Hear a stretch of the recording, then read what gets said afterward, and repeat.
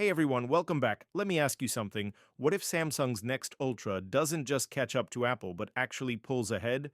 I've got 5 brand new leaks on the Galaxy S26 Ultra that could change the game.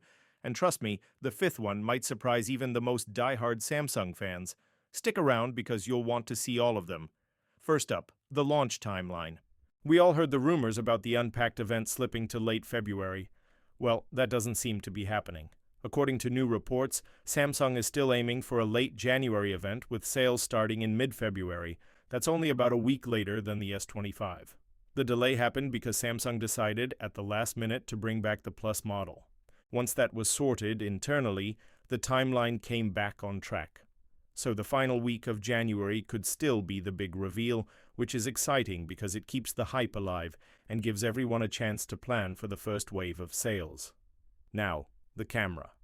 This is something people have been asking Samsung about for years. You know how the S25 and other recent models have a 200 megapixel sensor but still shoot 12 megapixel photos by default? That's been a constant frustration. Meanwhile, iPhones give you 24 megapixel default shots that look sharp right out of the box. The S26 Ultra is finally changing that. The default will now be 24 megapixels, and it applies to both normal and portrait modes. There is a catch. You have to download Samsung's Camera Assistant app and turn the setting on manually. But this isn't a third-party app. It's Samsung giving you extra control over your photos. Once you switch it on, you unlock sharper images and more detail without fiddling with settings every time. The Camera Assistant app is getting bigger upgrades as well. One of the coolest is a focus speed slider for both photos and videos.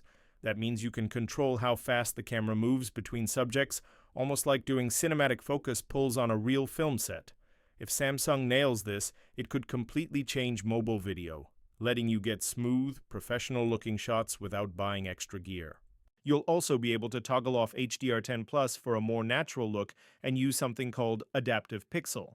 That blends multiple lower-resolution frames into one image for less noise, better lighting, and more detail. Imagine taking night shots that actually feel alive instead of grainy.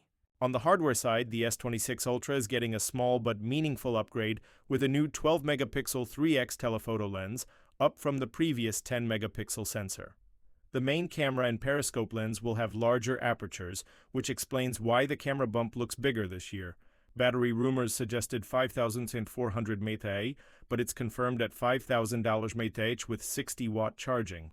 Reliable and fast, just what most people want in daily use. Now let's talk about the chip situation. There were rumors Samsung might put the Exynos 2600 in the Ultra, but new reports suggest the S26 Ultra will likely be Snapdragon-only worldwide. That means consistent performance and no surprises, but it's also less revenue for Samsung. Exynos 2600 is shaping up well, running about 30% cooler than last year and keeping up with Snapdragon 8 Gen 5 in benchmarks. Cooling has always been the weak point for Exynos, so if Samsung nails it next year, the S27 Ultra could be a real comeback story. For now, Snapdragon only seems like the safest choice, and honestly, that might be exactly what the Ultra needs. What's interesting about this year is that the S26 Ultra is an IT about adding more sensors or cramming bigger numbers into the spec sheet. It's about refinement, sharper default photos, smoother video focus, better low-light performance, and reliable charging. These are small improvements, but they make a noticeable difference when you actually hold the phone and use it. Samsung is focusing on making the phone feel premium and effortless, not just impressive on paper. The Galaxy S26 Ultra feels like a mature version of what we've been expecting. It's not trying to shock the world, it's trying to work perfectly in your hands, to give you a better camera experience, better video, and a smoother, faster performance. That's the evolution we've been waiting for. If you want to see 5 more updates that Samsung really doesn't want people talking about yet, check out the full video right here. You're going to want to see all of them because some of these leaks could completely change how we think about the Ultra lineup. Thanks for watching, stay curious, and I'll see you in the next video.